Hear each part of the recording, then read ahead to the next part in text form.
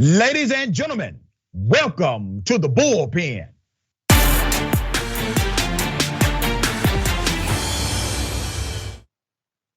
He's back in the bullpen today. We got Mr. Christopher Barnard, commentator Young Voices. We're going to talk about the Ukraine-Russia conflict and how it impacts global energy.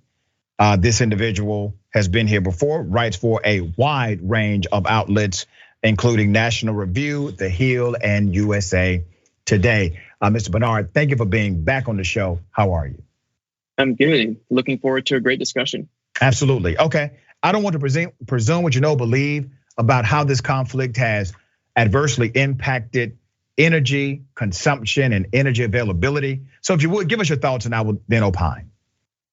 Yeah, I think we're currently witnessing the importance of energy security. Yeah. And everyday Americans are feeling it at the pump with high energy prices and gas prices. And really, I think that what's happened in Europe and kind of the energy policy we've seen there over the last decade is a cautionary tale of what we shouldn't be doing. You have countries like Germany shutting down their nuclear plants, kneecapping the domestic natural gas industry. And instead of moving to clean energy, they just started relying on Russia to import fossil fuels. And that gave Vladimir Putin geopolitical leverage over the continent. And I believe that the United States or other democratic countries in the world should not be relying on authoritarian dictatorships to supply our energy needs. And I'm worried that right now, with the United States moving towards a clean energy transition, that we're going to be relying on countries like China to supply our solar panels, our critical minerals, and to really dominate us in that sense. And so I really believe that in the short term, yes, we should be looking at ways to increase oil and gas production to mitigate prices, but also we should be looking at ways that we can diversify our energy sources and get more clean energy, but without relying on countries like Russia and China. You know, 75% of what you said sounds like a progressive, right? All right, 25% does not. So let me get to something I actually agree with you on. I think it is a security mistake, obviously, to have this level of dependence on energy with foreign entities, period, even if they were not dictatorships. The conversation of energy independence started in the 70s in America. And it was actually Republicans and Democrats talking the same talk. Now something happened. You know what happened, brother? Lobbying. Special interest groups. They came into the field of politics and they started lobbying these politicians to where now conservatives by and large, and you are conservative, but you think independently on this issue, conservatives by and large, they don't see the value that you see in what you just said. And then you have corporate Democrats who are the same. They may talk a big game, but then they still vote in favor of these conglomerates that continue to keep us dependent on energy outside of the country. But let me go to the element of the Green New Deal, right? The vast majority of Americans actually agree with the Green New Deal. Every poll suggests the Green New Deal, based on its merits, is something agreeable to most Americans. Let's talk about the infrastructure. While we say, yes, energy independence is where we should get to, most people assume that means less dependency on foreign oil. Well, America has been getting that taken care of for years as far as our dependency on foreign oil, right? So that's not the full issue here. The full issue is not just the energy, but it's the infrastructure. And let me explain what I mean by that. I would like to get your thoughts on it. If we're looking for energy and infrastructure, that means we can't just have electrical ports for cars. We got to have more electrical cars for the ports. That's energy and infrastructure. And I think what we've talked about is one or the other rather than both. What are your thoughts about that? Well, I think you bring up a lot of really good points, and I'd love to be able to respond to all of them, but obviously in the interest of time.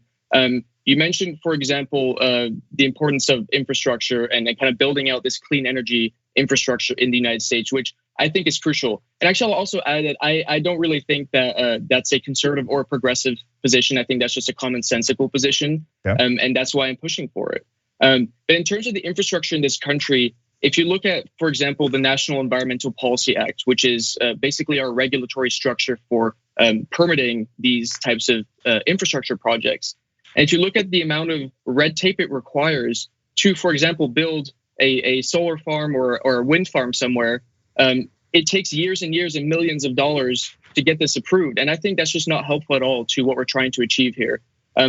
45% of projects that are backlogged under this regulatory structure are clean energy projects. Only 15% are fossil fuel projects. And so I think we need to take a holistic look at government and find ways that Republicans and Democrats can work together. And one of those, I think, is regulatory reform to make it easier to build cleaner in the United States. Let me opine on that. I 100% agree, and some people will be shocked by my proclamation, but let me give you some context to that. What we have in the clean energy space is the same dynamic we have in the fossil fuel space. Competition of major corporations. These major corporations, they do not want competition. It's adversarial to their business survivability. They don't want actual competition. So what they've been able to do, and this is a really great trick that corporations play and politicians sell. What they've been able to do is present a model that says we want severe regulation in these industries, which really is aimed to stop or significantly slow down competitors in that space, which, by the way, would draw down on some of the market consumer price if you had that competition. But they would like to see about 5 to 7 major companies have control of that industry. But it's the same thing as it relates to oil. It's the same thing as it relates to all other major industries in the United States and international industries as well. So I'm with you on regulation reform, but I'm not with Republicans when they say deregulate all markets. I think what happens typically, brother, is that we allow the extremes to argue against themselves, and it doesn't seem like it possesses much common sense. When you allow one extreme, which is let's completely deregulate, to argue with somebody who's 100% for all regulation, you never come to a consensus with that kind of argument. So I'm glad that you pointed it out, and I'm with you on the reform part. But the question, the devil is in the details, brother. At what point is it reform? And at what point is it just a free for all? What are your thoughts on that? I think right now you're the one sounding like 75% conservative, 25% progressive. When it comes to energy, brother, we have got to be energy dependent in this state, in this country. We have to figure out a way to do that and to stop tearing up our environment in the process. So I am for deregulation under that model.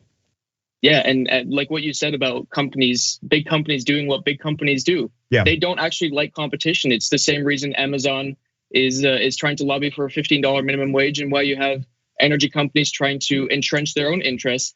And the sad thing is, it's not just for fossil fuel companies. You have the solar industry as well that is working on these, on trying to entrench their own interests and trying to, for example, ban tariffs or implement tariffs on other companies. And so you really kind of see where companies don't want this competition. Now, as a conservative, I do believe that competition is a good thing. And you look, for example, at the energy market in Texas, and it has its flaws, and there certainly can be reforms. But you look at the fact that Texas, if it were a country, would be the 5th largest producer of wind energy in the world. And that is, I think, because it has allowed for electricity competition and choice. And consumers tend to like wind and solar nowadays, including Republicans. And so a red state like Texas is building out the wind industry like nowhere else in the world. I think that's a pretty good thing. All right, so let me highlight this. 5 states produce most of the oil in the US: Texas, North Dakota, New Mexico, Oklahoma, and Alaska. I want to highlight something you said that I thought was interesting. And it's kind of a caveat point. You said Amazon lobbying for $15 an hour minimum wage.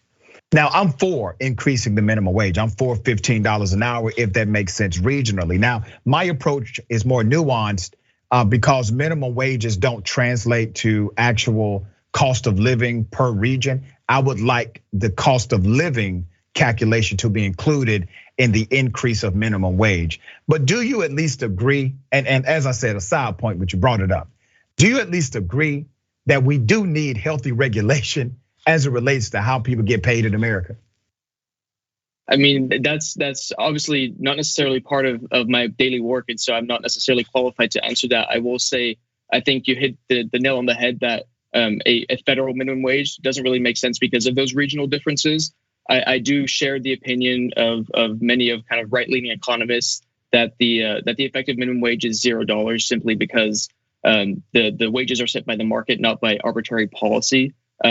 But again, I think we're digressing from the main typically, topic. Now I got you. I understand that, and typically, just so I can respond to your point, those conservative economists have been debunked routinely, even by historical dynamics, dating back to the 40s, where we were always told by corporations, you cannot raise the minimum wage, it'll do A, B, and C to the market, and it never did. It actually gave more people money. There's a market adjustment, and after that market adjustment, they were able to continue to make their profits while individuals got paid more money. The truth is, without any regulation in that market, you then return to individuals making $4 or $5 an hour, which is a no-no in this country, and it's already set federally quite low anyway. And if minimum wage kept up with inflation in this country, minimum wage would be roughly $22 an hour right now, but we allowed that to get away from us. Okay, let's talk about the tech slate. What are your thoughts about tech slate and how this interplays with that? About what did you say? How does tech interplay? With what's happening with Russia, Ukraine right now? Give us your thoughts on that. This is your field, and so you're absolutely. Yeah, absolutely. So I think what we have seen in the last few years in the U.S., and I think this Ukraine crisis has only accelerated it, but we're seeing huge demand in the U.S. for clean energy technologies. And as I've said, there's trillions of dollars in private capital ready to pour into these investments. I think sometimes the regulatory situation is not really allowing that to be put to good use.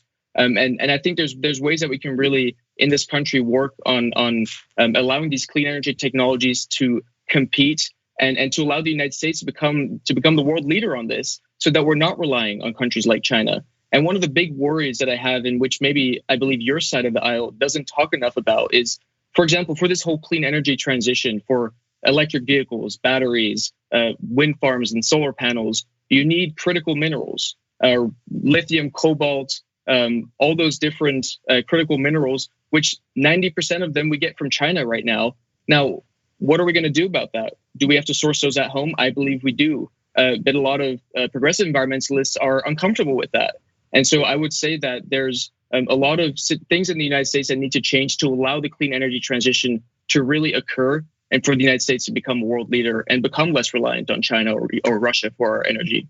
Yeah, you got to change the infrastructure. I agree with you. We have, way too much dependence on China for much of this stuff, metallic and non-metallic products. But once again, you don't get there by just, putting this piece and that piece together.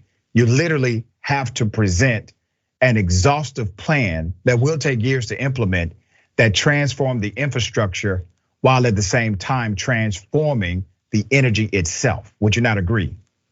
Yeah, I 100% agree. And like you said, you need both electric vehicles and electric vehicle charging infrastructure. It's a yin and yang. You need both to be able to do this.